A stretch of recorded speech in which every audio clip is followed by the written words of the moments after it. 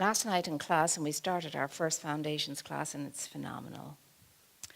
So the first lesson for us was to ponder and consider God and what God is, and what God means in our particular lives, and how God shows up in our particular lives. And we understood that the God that we knew when we were 4 years of age had changed rather in outlook and appearance and so on. Because as small children, we were taught, we're made in the image and likeness of God. Well, the image and likeness of God to a child is, has to be a person, a human being.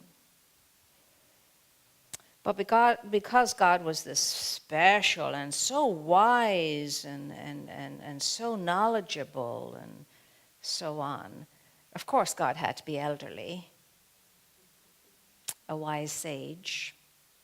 So became the white bearded, haired figure with the white flowing garb and so on, and a very benign kind of countenance as small children.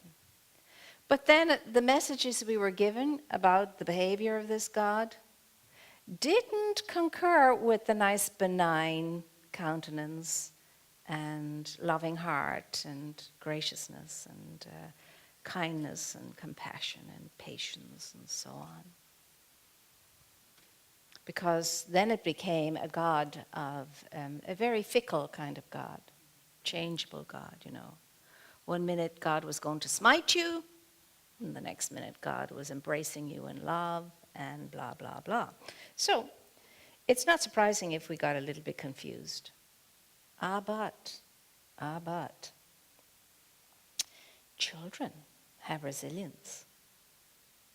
And they're able to figure things out in their own way. Because you understand that the portals of heavenliness is very open within a child from its conception to about ages 7 or 8. That portal remains open. So they're very in touch with the other side, very in touch. So they have their own sense and sensibility and awareness and so on. Now, they may not share that, but they know within themselves, I don't think so. Somehow.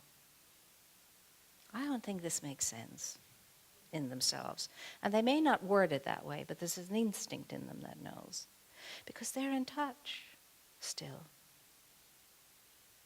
And as we remembered last night, we remembered that beautiful little story, whether it remains to be, a modern kind of myth or whatever, of the little child that runs into the nursery, looks into his sister's eyes and says, tell me about God, because I'm beginning to forget. I'm beginning to forget. So within these small ones, who are fully orbed beings, they're just restricted by a body and contained within a body that very often frustrates them because they're told so many times that they cannot. No.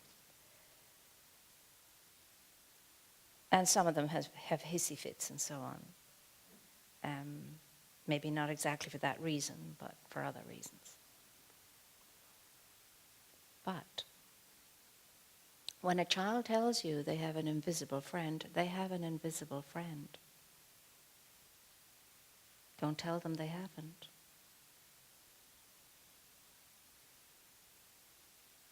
And I think that our children would benefit from us encouraging that portal there being open and encouraging them to go to their invisible place when they're troubled or sad or whatever, and teach them from a very, very early age that there's a power greater than they are right inside of them and all around them and all about them. We just can't see it, And sometimes we can see it a little itsy bit, because just in case they are seeing things that you're not able to see, you have to recognize that.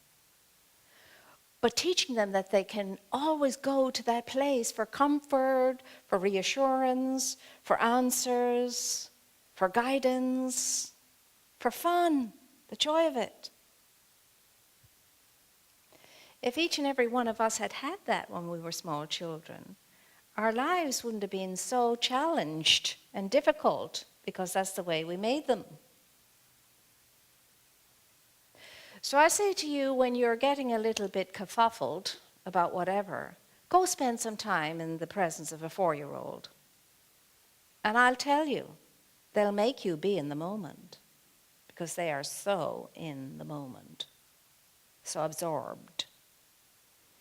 And they're very curious, very, very, very, very curious. I was described once as an island of curiosity surrounded by a sea of question marks. Well, that describes all children. And I'm sorry we lose it as we grow up, whatever that means. It means as we become more and more separate from that portal. And I'll bet any one of you, if you think back carefully and open yourselves up to remembering, you will remember having spiritual experiences as a small child, not knowing what they were. But now, as you look back, you'll be able to recognize them as spiritual experiences. That sense of otherness in certain circumstances or whatever. So God, interestingly enough, the most intelligent people changed their minds about every single thing that they knew as a 4-year-old. But many of them don't change their minds about God. It's the same God they had when they were 4 years of age, which is interesting. But what is this thing called God for you and for me? Lots of ideas going on around that, and that's the question for us today and the remainder of the week. Rumi. Listen to what Rumi has to say. This is from our class notes last night.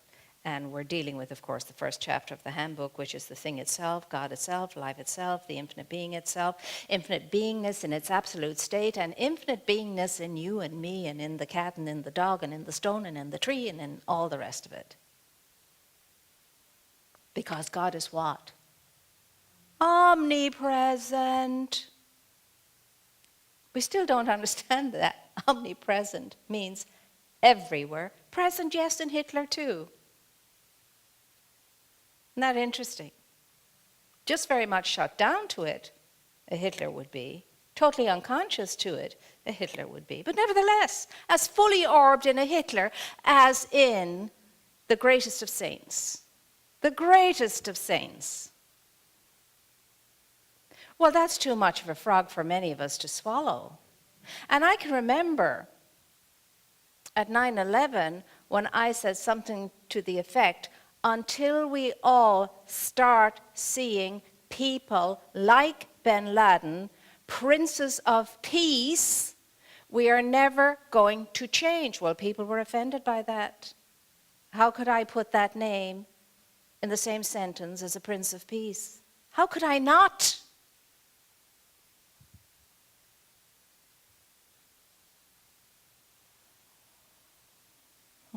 God. Very interesting, the way God shows up. Rumi. I am only the house of your beloved. He's speaking to people around him. I am only the house of your beloved. I am only the temple of God. I'm only the vessel that I enjoy at times allowing to be filled. Conscious awareness. I am only the house of your beloved, not the beloved herself. So don't mistake me I'm just a symbol, a representative of. I'm just the finger pointing at the moon, as Buddhist tradition tells us. I'm the finger. Do not worship the finger. Don't stop at the finger. That's silly.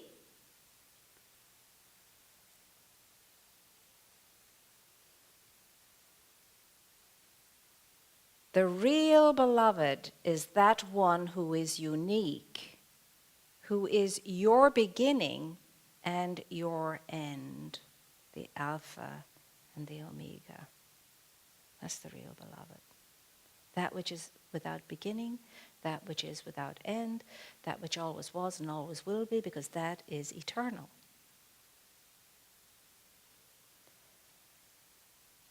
The unsourced source, as St. Augustine would say. The source that has no source. That's the beloved. When you find that one, you'll no longer expect anything else. When you find the one, you will cease all your yearning, all your longing, and all your desiring of anything. Because you will have found the one which will be your completeness. In the finding of the one, you will be complete, and you will know yourself as complete. You'll have no more needs, no more wishes, no more wishing on a star, no more running to channelers to find out whether you're this, that, or the other, whether your ship is coming in and where it's coming in, so that you can be there when it does come in. Because you don't want to be at the airport when your ship comes in.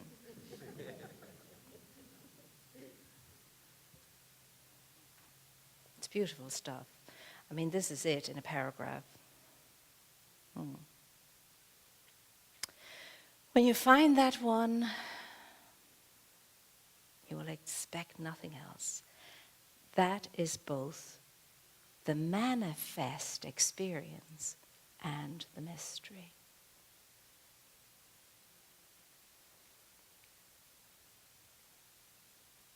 The mystery. See, when you find the one, you're going to find out that what you found is a mystery. But you're going to be good with it. Say, oh, I'll take it on. I'll unravel the mystery. I love mysteries. I love mystery books. I gobble them up all the time.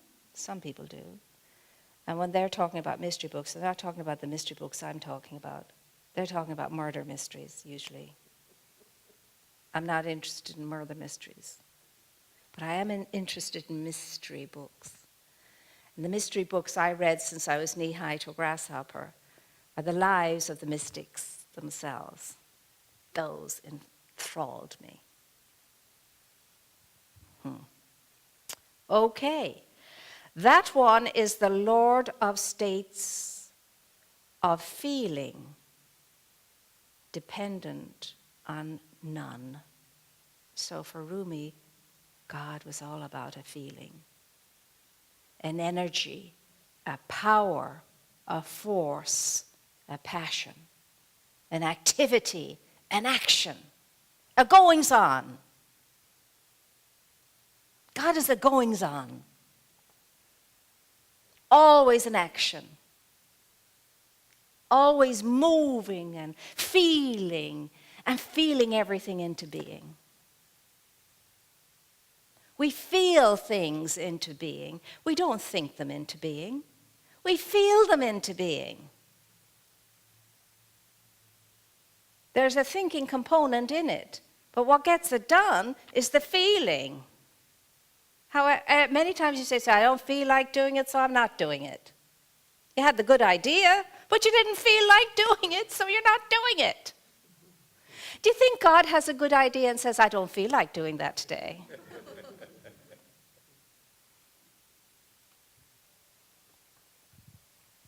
And yet, look at us. I think that all the saints and sages who have, dematerialized and so on and so forth, for their entertainment, switch on channel Earth and look at us all and roar with laughter. I hope they do anyway. I hope it's fun. Because we should be roaring and laughing at ourselves too, and not taking ourselves so seriously. And then, starting the drama of the victim who must berate her himself for not getting it before now. I think when we wake up, we probably wake up chuckling, saying, oh my gosh, to think I could have been here long ago. But I chose to stay in the tragedy instead of coming into the comedy. I can remember a four-year-old twins. I used to babysit them when I was a nun in the convent, at times when they needed that, the parents needed that. Patricia and Jeanette, and I remember Jeanette looking at me one day and saying, Sister Miriam, 4 years of age, they'd been watching a television program. Do you think that was a comedy or a drama? The portal is open for 4-year-olds.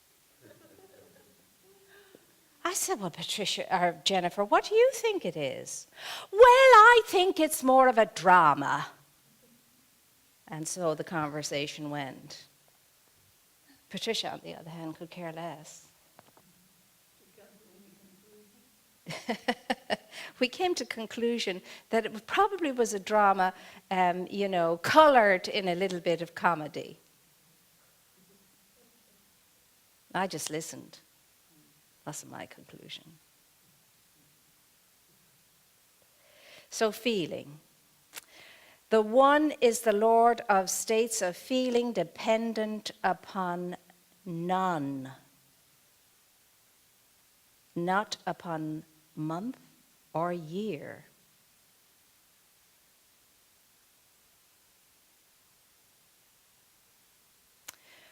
When he bids the state, it does his bidding. When that one wills it, bodies become spirits. So he begins with she and ends with he. And making the point in his whole experience that there are elements of the female and the male essence within the divine, but the divine is far more than both. Now, this is one description that Rumi gives of God. Wonder what your description would be. And that's for you to ponder and to journal about. When we're in class and we say, journal, part of the homework, that's one part of it, is to journal. It's not just to give you busy work and give you something to do, knowing that at least if they're journaling, they're not into mischief, we hope. No, it's a spiritual practice. It's a transformative thing. It's a revealing thing that can lead to transformation.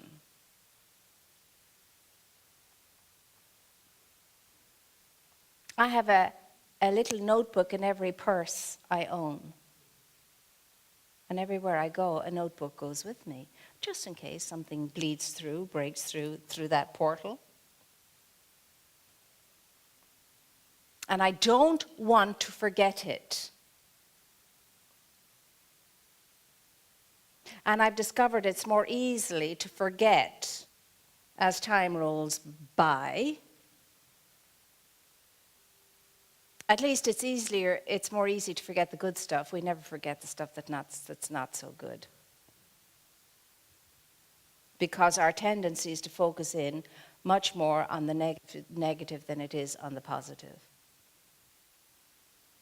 You could be in conversation with somebody who is admiring you and telling you all the good things about yourself, and they might say one little thing that's not so hotsy-totsy, and you'll forget everything except the one little thing. That seems to be the tendency in most of us. We're more inclined to look at what we haven't got or what is perceived we haven't got than what we do have, which is very, very interesting. Deepak Chopra says, God is another name for infinite intelligence. I think he must have been reading the handbook. To achieve anything in life, a piece of this intelligence must be contacted. But not just contacted, used. Used. In other words, God is always there for you. And I jest about him reading the handbook, because there's only one truth, and everybody gets it. There's only one thing to say, and there's only one thing to say about that one thing, as far as truth is concerned. And so, yes, the idea here is, you have available to you a phenomenal power, a phenomenal source, a phenomenal intelligence, a phenomenal truth, a phenomenal force, amazing grace, whatever you want to call it. We all have different names for it at different times. And it's available to you all the time. All the time. And it's not just available for you to go to some drawer and pull it out and say, yes, I'm ready for a bit of this. It's available within you, around you, about you, above you, below you. You're in it. That's how available it is. You're in it. All the time. You're in it. It's not just under your nose. It's up your nose. And how awesome it would be if we could catch that consciousness. I mean, just in our lives are so supported when we know that we have one or two people totally in our corner, having our back, there for us. We can go to at any time, and they're available anytime, and nothing is too much to ask of them. Indeed, you don't even have to ask of them, because they are already ahead of that game.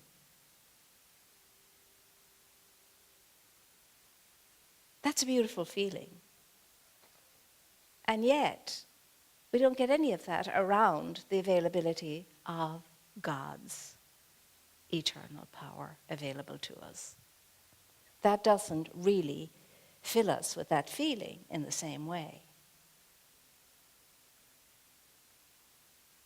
Which is shocking. It's shocking that.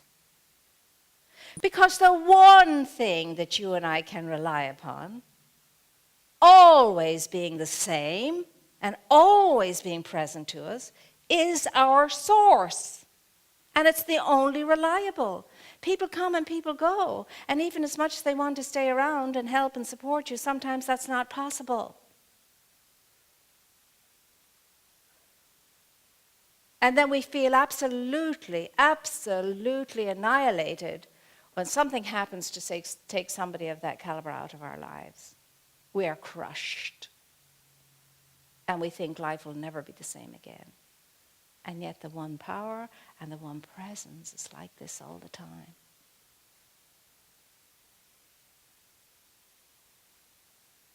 But we don't feel it, and God is a feeling. Now, why do we not feel it? Because we totally ignore it and give it no time, effort, or energy. We don't grow that relationship. We don't nurture that relationship. We're not present to that relationship. We neglect that relationship. So how do we expect to get the feeling around something that we totally ignore most of the time? It's not possible for the human element of us to get there without supporting the relationship.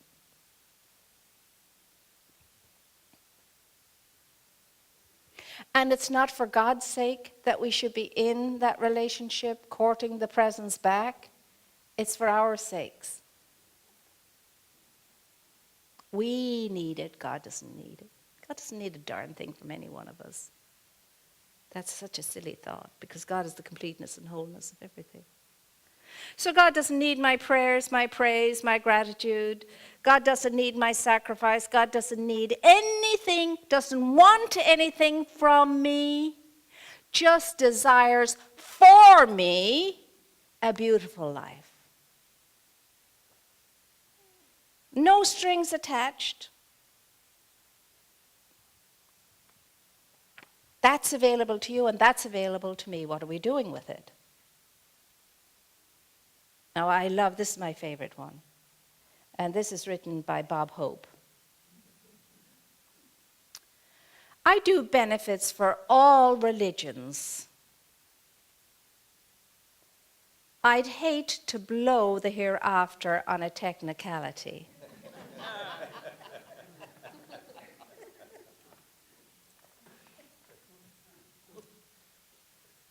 Sees God in them all. Which reminds me, I saw an interview with Stephen King. A book of his I've never read, no desire to read, but I admire his tenacity. He's written a book, his recent book, and it's about a minister gone wrong, so to speak. It's about a minister who has lost his faith, completely lost his faith, and starts to present from that bitterness and that estrangement and that annoyance and that anger. And so there's nothing good you'll learn in the book about ministers or religion, for that matter. And the interviewer says to him, he said, you really write that part very, very well. I mean, is this where you're coming from?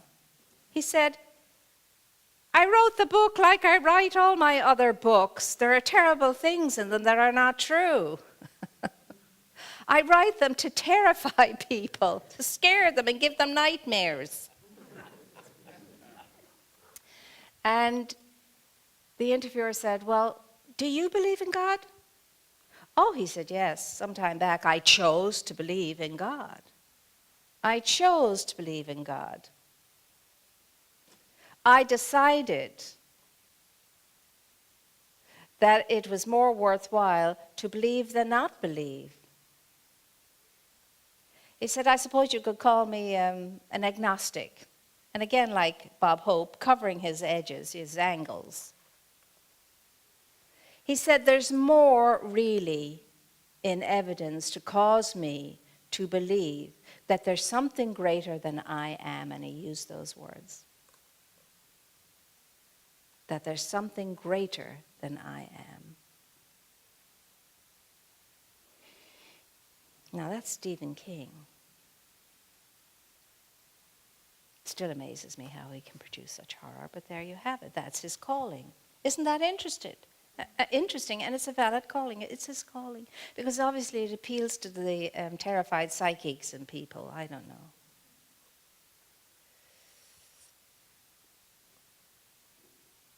You know, when I finish a book, I want to feel better than when I started to read it.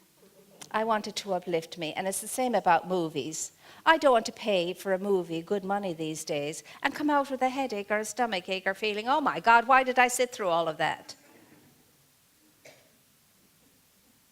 I want everything now to leave me a little bit better than it found me, whether it's my relationships or my movies or my books or whatever. Because I can choose that. I have a choice. Why would I keep terrifying myself? Inflicting pain upon myself, physical and otherwise. And besides, there's nothing more terrifying in the movie screen that I can't see in the news, which is why I don't watch the news. But I keep informed. Ernest Holmes says, this is a simple meaning of true metaphysical teaching, the study of life and the nature of its law, governed and directed by thought, always conscious that we live in a spiritual universe, that God is in, through, around, and for us all.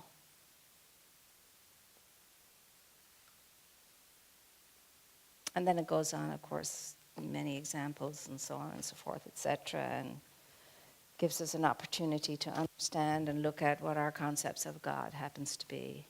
I have no idea of the time. Is it time? It's time. Oh my goodness me, that was not an hour. That was a Kairos moment, wasn't it? Well, all of that summed up just says, what we sing in our lovely little chants here that we are here to remind each other of our magnificence, of the wonder that we are, and of how deeply cherished and loved we are. That's what we're here to do. Now, I'm not going to be able to remind you of that if I can't first remind myself and wake up to it. Because I can't remind you of what I don't see or what I don't feel or what I haven't recognized, what I don't know. I can only share with you what I know. So that's why we all need to wake up so that we can indeed be in sacred service as we came in to be in. We all came in with that purpose and commitment. I will go down there, God help me, so help me God. And I will be in sacred service to the realization of a life that can be whole and complete, a life that is true, a life on track, a life on purpose. I will do that. We all agreed to it. And then we all went to hell in a handbasket once we got here for a certain length of time until we pulled our wits about us, as my mother would say, and we got back on track. That's what has us in this room today. Isn't it wonderful? Aren't we wonderful? Aren't we amazing? We are amazing. I mean, we're amazing on the affirmative and we're amazing on the, a negative side of life. We're all the time amazing ourselves one way or another. And remember, it's all about amazing yourself. You're not supposed to amaze anybody else. Just amaze yourself. But the call today is amaze yourself in the power and in the presence that lives you, and be amazed by that power, be amazed by that presence, and feel good about your life and living no matter what's going on in it, because it can change, it can change, it can change, it can change. You can go from bad to great, if that's our experience. We can go from sick to healthy. We can go from poor to wealthy.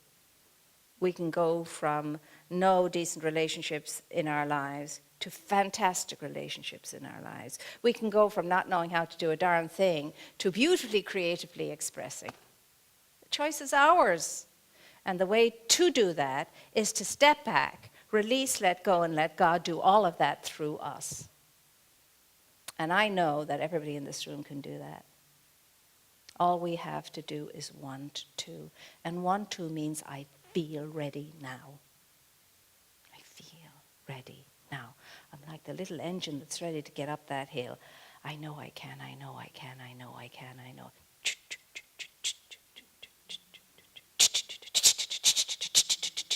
Woo, woo! And so it is.